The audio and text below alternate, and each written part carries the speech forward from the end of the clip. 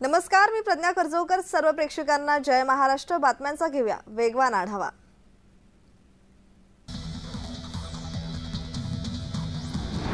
शालेय पोषण आहारात निकृष्ट दर्जाचे धान्य वाटप केलं जात असल्याचा धक्कादायक प्रकार नांदेडात समोर आलाय।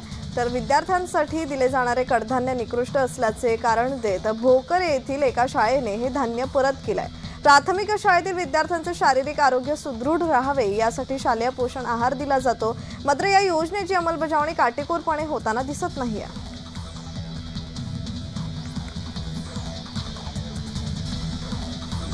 स्वच्छता अभियानादरम्यान मुख्यमंत्री एकनाथ शिंदे चेंबूर येथील टिळकनगर मैदानात आले असता स्थानिक तरुणांनी त्यांना क्रिकेट खेळण्याचा आग्रह केला। त्यांच्या विनंतीला मान देऊन मुख्यमंत्री एकनाथ शिंदे यांनी क्रिकेट खेळण्याचा आनंद लुटलाय।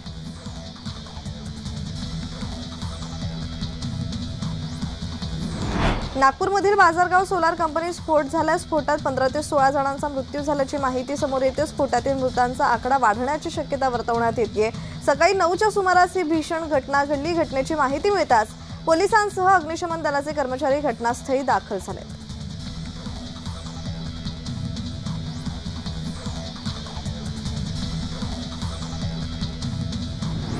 ग्रामीण भागातील मुलींना विमान प्रवासाचा अनुभव मिळावा म्हणून कराड तालुक्यातील मलकापूर येथील श्री मळाई देवी शिक्षण संस्थेच्या कन्या शाळेने विद्यार्थिनींची विमानाने सहल काढली। कोल्हापूर ते मुंबई असा विमान प्रवास मुलींनी अनुभवलाय। तर ही अनोखी सहल मुलींसाठीही अविस्मरणीय ठरली आहे।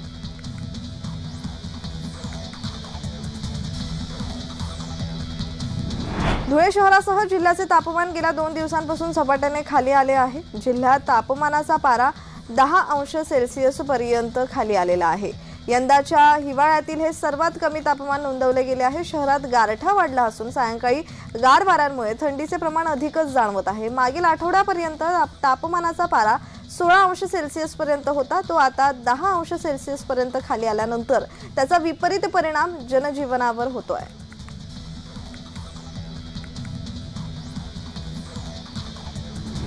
केंद्र सरकारच्या महत्त्वाकांक्षी वाढवण बंदर संदर्भातील महाराष्ट्र प्रदूषण नियंत्रण मंडळाची जनसुनावणी अखेर 1 महिना पुढे ढकलली आहे। 22 डिसेंबर रोजी होणारी जनसुनावणी आता 19 जानेवारीला होणार असून मुख्यमंत्री एकनाथ शिंदे आणि वाढवण बंदर विरोधी संघर्ष समिती त्यांच्यात झालेल्या बैठकीनंतर जनसुनावणी पुढे ढकलण्यात आलेली आहे। 19 जानेवारी रोजी सकाळी 11 वाजता जिल्हा क्रीडा संकुलाच्या मैदानात बंदर संदर्भातली जनसुनावणी होणार आहे।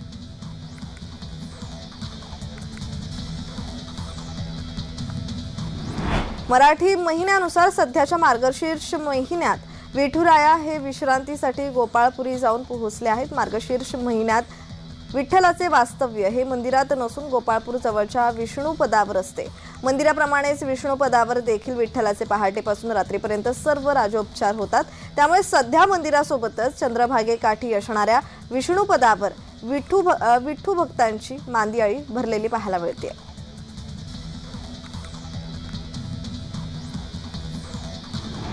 छत्रपती संभाजीनगर जिल्ह्यातील दुधड येथे लांडग्यांनी बकऱ्यांच्या पिल्लांवर अचानक हल्ला केला। त्यात 10 पिल्लांचा फडशा पडून 2 पिल्लांना सोबत घेऊन गेले आहेत। दुधड शिवारात काशीनाथ गंगाधर भोसले यांच्या गट नंबर 35 मध्ये बंदिस्त गोठा असून त्या गोठ्यात जवळपास लहान मोठ्या 39 बकऱ्या व त्यांचे पिल्ले होते। तरी संबंधित विभागाने याचे पंचनामे करून शेतकऱ्याला तात्काळ आर्थिक मदत द्यावी अशी मागणी शेतकऱ्यांकडून केली जाते।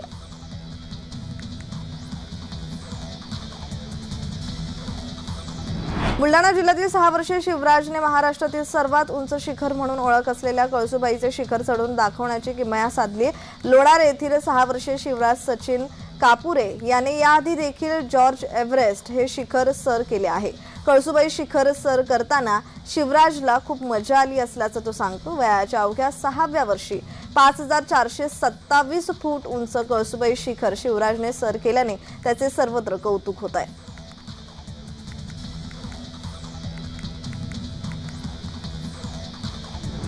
अंगणवाडी कर्मचाऱ्यांच्या मानधनासह विविध मागण्यांसाठी धुळे जिल्ह्यातील अंगणवाडी सेविका मदतनीस यांनी संप पुकारलेला।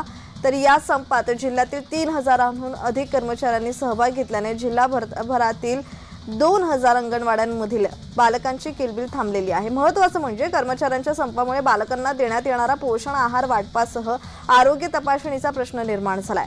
गेल्या 2 आठवड्यांपासून कर्मचाऱ्यांचा संप सुरू असून कर्मचाऱ्यांच्या संपाचा फटका अंगणवाडीत शिकणाऱ्या बालकांना बसलाय।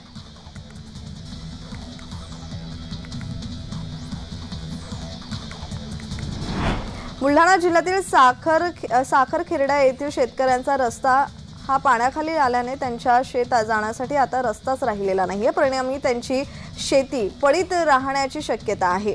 तर शेतकऱ्यांना या काठावरून त्या काठावर असलेल्या शेतात जाता येत नाही। काही शेतकरी पाण्यातून जीवघेणा प्रवास करतायत। रस्ता मोकळा करून द्यावा किंवा पर्यायी रस्ता द्यावा अशी मागणी शेतकरी करत आहेत।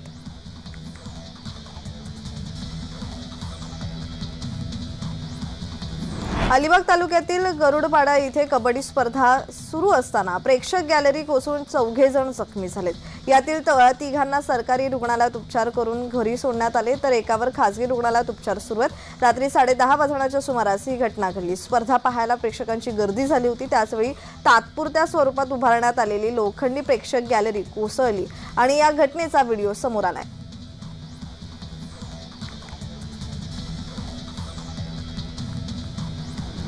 पुण्यातील पाषाणासारख्या उच्चभ्रू भागात कन्सल्टन्सीच्या नावाखाली जादूटोणा करत असलेल्या वृषाली ढोले शिरसाट या तरुण महिलेचा पर्दाफाश करण्यात आलाय। महाराष्ट्र अंधश्रद्धा निर्मूलन समितीचे कार्यकर्ते, पोलीस आणि पीडित व्यक्तीने स्टिंग ऑपरेशन करून पर्दाफाश केलाय।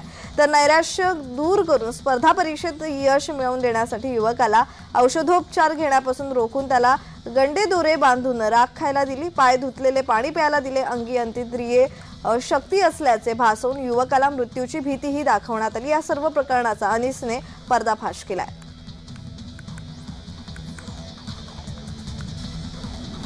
पंतप्रधान नरेंद्र मोदी त्यांच्या महत्वाकांक्षी विकसित भारत संकल्प यात्रेकडे वळले आहेत। राजस्थान, मध्य प्रदेश, छत्तीसगड, तेलंगणा आणि मिझोराम या 5 राज्यांमध्ये यात्रेची सुरुवात करताना पंतप्रधानांनी सरकारी योजनांचा लाभ घेतलेल्या लोकांशी संवाद साधलाय। योजनांचा लाभ लोकांपर्यंत पोहोचतो की नाही हे पाहण्यासाठी आणि जे वंचित आहेत त्यांची नोंदणी करण्यासाठी ही यात्रा म्हणजेच भारत सरकारचा आजवरचा सर्वात मोठा उपक्रम आहे।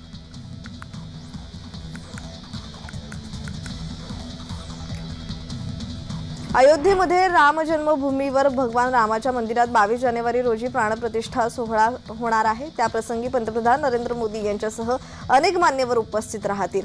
त्या सोहळ्याच्या पार्श्वभूमीवर संपूर्ण अयोध्या नगरी सुशोभित करण्याचे काम उत्तर प्रदेशचे मुख्यमंत्री योगी आदित्यनाथ सरकारने हाती घेतले आहे। अयोध्या नगरीच्या विकासाचे नोडल अधिकारी तसेच अयोध्या विभागाचे आयुक्त गौरव दयाल यांनी सांगितले की राम जन्मभूमीवरील भगवान रामाच्या मंदिरात दर्शनाला जाणाऱ्या भाविकांसाठी 4 कॉरिडॉर बनवण्यात येत असून त्यांचे 90% काम पूर्ण झालंय।